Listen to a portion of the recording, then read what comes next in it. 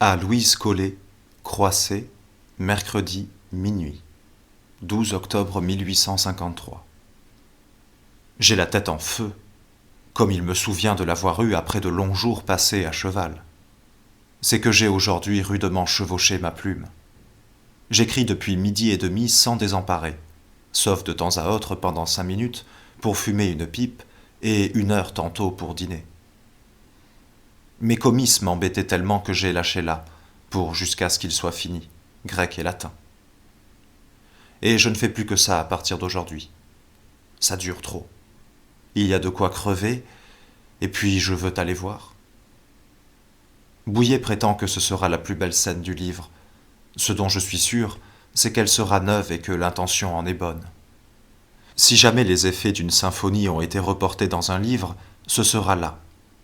Il faut que ça hurle par l'ensemble, qu'on entende à la fois des beuglements de taureaux, des soupirs d'amour et des phrases d'administrateurs. Il y a du soleil sur tout cela, et des coups de vent qui font remuer les grands bonnets. Mais les passages les plus difficiles de Saint-Antoine étaient jeux d'enfants en comparaison. J'arrive au dramatique rien que par l'entrelacement du dialogue et les oppositions de caractère. Je suis maintenant en plein. Avant 8 jours, j'aurai passé le nœud d'où tout dépend.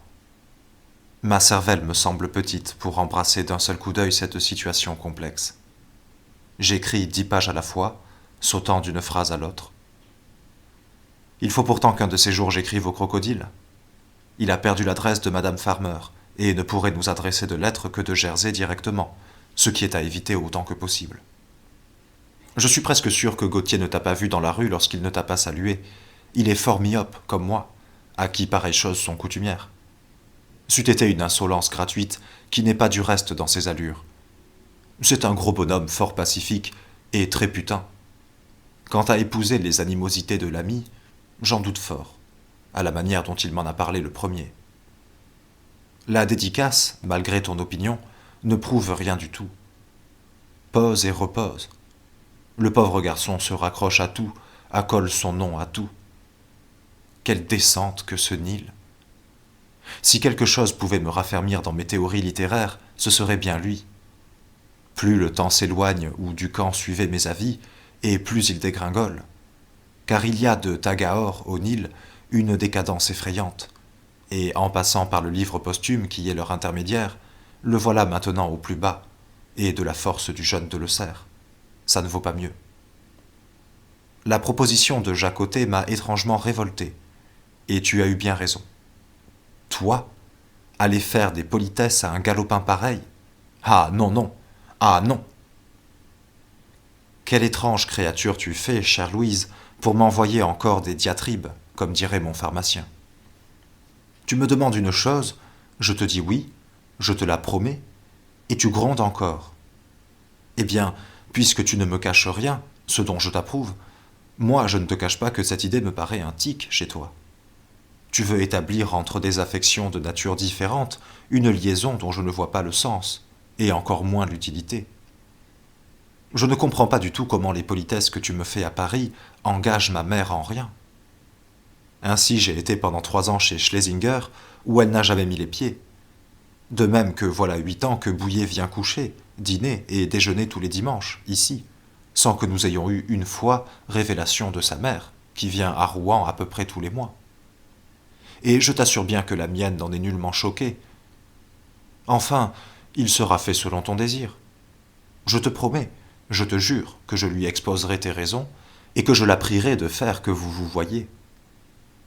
Quant au reste, avec la meilleure volonté du monde, je n'y peux rien. Peut-être vous conviendrez-vous beaucoup, peut-être vous déplairez-vous énormément. La bonne femme est peu liante, et elle a cessé de voir non seulement toutes ses anciennes connaissances, mais ses amies même. Je ne lui en connais plus qu'une, et celle-là n'habite pas le pays. Je viens de finir la correspondance de Boileau. Il était moins étroit dans l'intimité qu'en Apollon. J'ai vu là bien des confidences qui corrigent ses jugements. Télémaque est assez durement jugé, etc. Et il avoue que Malherbe n'était pas né poète. N'as-tu pas remarqué combien ça a peu de volets, les correspondances des bonhommes de cette époque-là? On était terre à terre, en somme. Le lyrisme en France est une faculté toute nouvelle. Je crois que l'éducation des jésuites a fait un mal inconcevable aux lettres. Ils ont enlevé de l'art la nature. Depuis la fin du XVIe siècle jusqu'à Hugo, tous les livres, quelque beaux qu'ils soient, sentent la poussière du collège. Je m'en vais relire ainsi tout mon français et préparer de longue main mon histoire du sentiment poétique en France. Il faut faire de la critique comme on fait de l'histoire naturelle, avec absence d'idées morales. Il ne s'agit pas de déclamer sur telle ou telle forme, mais bien d'exposer en quoi elle consiste, comme elle se rattache à une autre et par quoi elle vit. L'esthétique attend son Geoffroy Saint-Hilaire, ce grand homme qui a montré la légitimité des monstres. Quand on aura, pendant quelque temps, traité l'âme humaine avec l'impartialité que l'on met dans les sciences physiques à étudier la matière, on aura fait un pas immense. C'est le seul moyen à l'humanité de se mettre un peu au-dessus d'elle-même. Elle se considérera alors franchement, purement, dans le miroir de ses œuvres. Elle sera comme Dieu, elle se jugera d'en haut. Eh bien, je crois cela faisable. C'est peut-être comme pour les mathématiques, rien qu'une méthode à trouver. Elle sera applicable avant tout à l'art et à la religion, ces deux grandes manifestations de l'idée. Que l'on commence ainsi, je suppose, la première idée de Dieu étant donnée, la plus faible possible, le premier sentiment poétique naissant, le plus mince qu'il soit, trouver d'abord sa manifestation, et on la trouvera aisément chez l'enfant, le sauvage, etc. Voilà donc un premier point. Là, vous établissez déjà des rapports. Puis que l'on continue, et en tenant compte de tous les contingents relatifs, climat, langue, etc. Donc de degré en degré, on peut s'élever ainsi jusqu'à l'art de l'avenir, et à l'hypothèse du beau, à la conception claire de sa réalité, à ce type idéal, enfin, où tout notre effort doit tendre. Mais ce n'est pas moi qui me chargerai de la besogne, j'ai d'autres plumes à tailler. Adieu, je t'embrasse sur les yeux. À toi, ton G.